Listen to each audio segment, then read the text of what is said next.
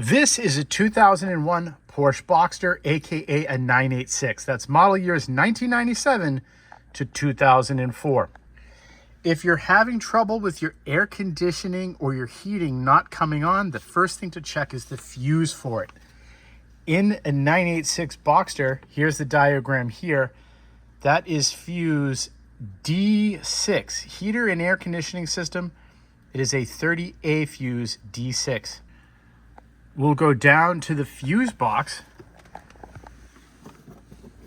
Put your finger in like that and pull down. And then that yellow pair of little pliers there is to take the fuses out. It goes alphabetically. So the top is A, and then B, C, and D. And then the numbers go in from the left to right, starting at 1.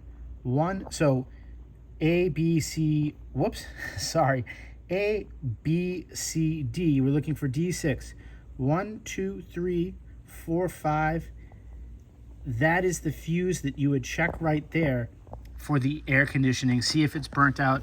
Pull it out with this guy here. I'm going to put an affiliate link in the description of this video to purchase new fuses. If you have any questions, put them in the comments.